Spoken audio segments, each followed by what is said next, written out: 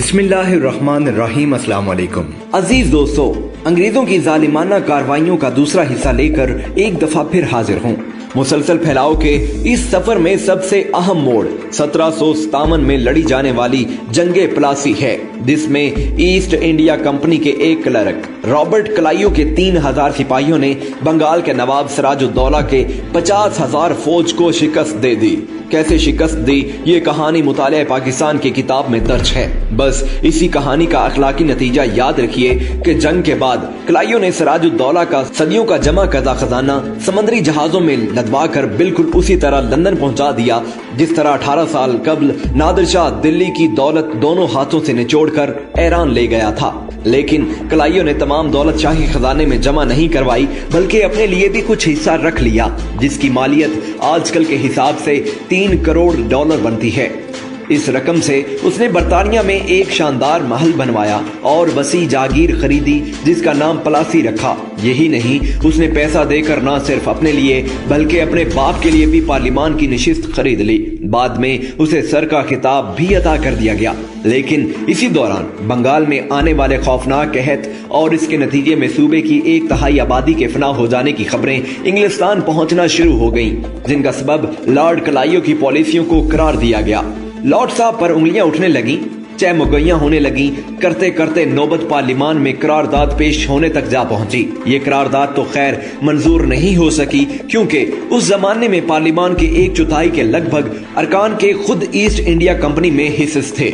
बहस के दौरान क्लाइयो ने कसरे नफसी से काम लेते हुए अपने वसी और अरीज दौलत के बारे में कहा कि मैं तो खुद सख्त हैरान हूँ कि मैंने हाथ इस कदर होला क्यों रखा, वरना वो चाहते तो उससे कहीं ज्यादा मालो ज़र समेट कर ला सकते थे। ताहम हिंदुस्तान में बर्पा होने वाली क़यामत के असरात किसी न किसी हद तक क्लाइयो के दिलो दिमाग पर असरअंदाज होने लगे और उसने बड़ी मिकदार में अफीम खाना शुरू कर दी। नतीजा ये निकला कि वो 1774 में अपने कमरे में पुरइसरार हालत में मुर्दा पाए गए। ये मुअम्मा तो आज तक हल नहीं हो सका कि आया क्लाइयो ने खुदकुशी की थी या अफीम की ज्यादा खुराक जानलेवा साबित हुई। लेकिन ये बात बिल्कुल वाज़ेह है कि उनकी हिंदुस्तान में हिकमत अमली के बाद ईस्ट इंडिया कंपनी जिस रास्ते पर चल निकली, वो हिंदुस्तान की आजादी के लिए जरूर जानलेवा साबित हुई। अजीज दोस्तों, इसी दौरान मुगल कुछ अपनी नाअहली और कुछ बैरूनी हमलों और मरहटों की चेरा दस्तियों के बायस इस कदर कमजोर हो चुके थे कि वो दूर ही दूर से अंग्रेजों के रसूख को दिन दुगना रात चुगना बढ़ते देखने के अलावा कुछ न कर सके। चुनाचे जंगे प्लासी के सिर्फ निस्फ सदी बाद ईस्ट इंडिया कंपनी के सिपाह की तादाद 2.5 लाख से तजावुज कर गई और उन्होंने बंगाल से निकलकर हिंदुस्तान के बड़े हिस्से पर अपना तसल्लुत कायम कर लिया। नौबत यहाँ तक पहुंची कि 1803 के आते आते दिल्ली के तख्त पर बैठा मुगल शहंशाह Shah Alam east India company का वजीफा खौर बनकर रह गया। एक जमाना था जहांगीर के आगे अंग्रेज सफीर टॉमस रो घुटनों के बल झुकता था। अब ये हालत थी कि इसे ईस्ट इंडिया कंपनी के एक क्लर्क को झुककर पूरे बंगाल का इख्तियारनामा पेश करना पड़ा। ये बात हैरत अंगेज है कि ये सारा काम बरतानवी हुकूमत ने नहीं बल्कि एक कंपनी ने किया, जिसका सिर्फ एक असूल था, हर मुमकिन हथकंडे इस्तेमाल करके अपने हिस्सेदारों के लिए ज्यादा से ज्यादा मुनाफा कमाना। ये कंपनी लंदन के एक इलाके में एक छोटी सी इमारत से काम करती थी और कयाम के 1 सदी बाद तक भी उसके मुस्तकिल मुलाजमीन की तादाद सिर्फ 35 थी। लेकिन इसके बावजूद दुनिया की तारीख में कोई कंपनी ऐसी नहीं गुजरी जिसके पास इस कदर ताकत हो। अगर आपको शिकायत है कि आज की मल्टीनेशनल कंपनियां बहुत ताकतवर हो गई हैं और वो मुल्कों की पॉलिसियों पर असरअंदाज हो रही हैं, तो अब जरा तसव्वुर कीजिए कि गूगल, फेसबुक, एप्पल, माइक्रोसॉफ्ट और सैमसंग मिलकर एक कंपनी बन जाएं जिसके पास अपनी जदीद तरीन हथियारों से लैस फौज हो और जो मुल्क उनकी मसनूआत खरीदने से इनकार करे, ये कंपनी उस पर चढ़ दौड़े।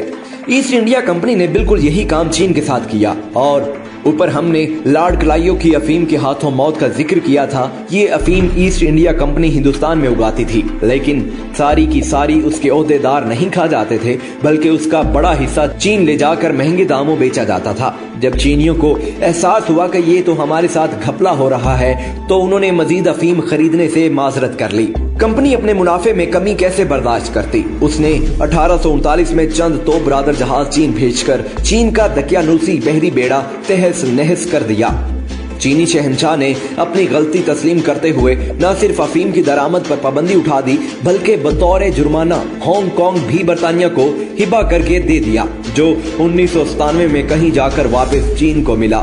जब चीनियों ने अफीम खरीदने से इनकार किया तो बरतानवी जहाज निमेसिस ने कैंटन की बंदरगाह पर तबाही मचा दी। इस दौरान ईस्ट इंडिया कंपनी ने हिंदुस्तान में अपनी पेशकदमी जारी रखी और एक के बाद एक रियासत, एक के बाद एक राजवाड़ा उनकी झोली में गिरता रहा। 1818 में उन्होंने मरहट्टों की सल्तनत हथियाई। उसके बाद अगले चंद अशरों में सिखों को शिकस्त देकर तमाम मगरबी हिंदुस्तान यानी आज के पाकिस्तान भर भी काबिज हो गए। अब दराए खैबर से लेकर बर्मा और हिमालय की बर्फानी चोटियों से लेकर राजकुमारी तक उनका राज था। अब ऊंट ने खेमे में घुसकर बुद्धू को मुकम्मल तौर पर बेदखल कर दिया था। मामलात यूं ही चलते रहे, लेकिन फिर बदकिस्मती ने घेरे डाल दिए। 1857 में कंपनी के अपने ही तनख्वाहदार सिपाहियों ने बगावत कर दी, जिसके दौरान बड़े पैमाने पर खून खराबा हुआ। इस जमाने में अखबार आम हो गए थे और सारी गड़बड़ की खबरें इंग्लिस्तान तक पहुंची।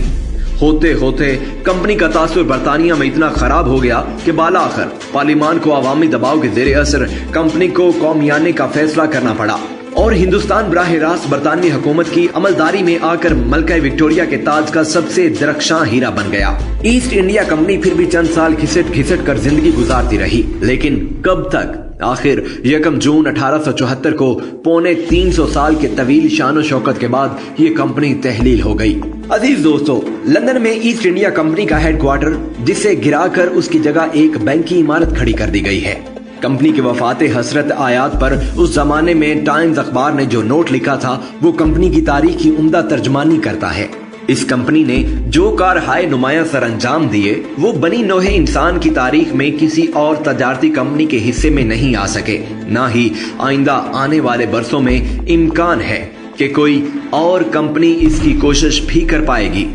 टाइम्स का कसीदा अपनी जगह, लेकिन लगता यही है कि शायद अंग्रेजों को अपनी इस कंपनी के कारहाय नुमाया पर कुछ ज्यादा फख्र नहीं है, क्योंकि आज लंदन में लेडन हॉल स्ट्रीट पर जिस जगह कंपनी का हेडक्वार्टर था वहां एक बैंक की चमचमाती इमारत खड़ी है और कहीं कोई यादगार, कोई मुजस्मा, हत्ता के कोई तख्ती तक नस्ब नहीं है। ना कोई जनाजा उठा, ना कहीं मजार बना। कंपनी के कोई जिस्मानी यादगार हो ना हो, उसने जो काम किए उनके असरात आज तक महसूस किए जा सकते हैं। शायद ये बात बहुत से लोगों के लिए हैरत का बायस हो कि इस कंपनी के गलबे से पहले औरंगजेब आलमगीर के दौर में हिंदुस्तान दुनिया का अमीर तरीन मुल्क था और दुनिया की कुल GDP का 1/4 हिस्सा पैदा करता था, जबकि इसी दौरान इंग्लिस्तान का हिस्सा सिर्फ 2% था। हिंदुस्तान की जमीन जरखेज और हर तरह के वसाइल से माला माल थी और लोग मेहनती और हुनरमंद थे। यहाँ पैदा होने वाले सूती कपड़े और मलमल की मांग दुनिया भर में थी, जबकि जहाज रानी और स्टील की सनत में भी हिंदुस्तान का कोई सानी नहीं था। अजीज दोस्तों, ये सारी सूरत हाल जंगे प्लासी के बाद बदल गई और जब अंग्रेज यहाँ से गए तो सिकंदर के बरक्स उनकी झोली भरी हुई और हिंदुस्तान के हाथ खाली थे। इंडिया के साबिक वजीर आजम और माहिर इक्तसादियात मनमोहन सिंह ने इसी तरफ इशारा करते हुए कहा था, इसमें कोई शक नहीं कि सल्तनत बरतानिया के खिलाफ हमारी शिकायत के ठोस बुनियाद मौजूद है। 1700 में इंडिया तने तनहा दुनिया के 22.6% दौलत पैदा करता था, जो तमाम यूरोप के मजमुई हिस्से के तकरीबन बराबर थी, लेकिन यही हिस्सा 1952 में गिरकर सिर्फ 3.8% रह गया। 20वीं सदी के आगाज पर ताजे बरतानिया का सबसे दरख्शां हीरा दर हकीकत फीकस आमदनी के हिसाब से दुनिया का गरीब तरीन मुल्क बन गया था।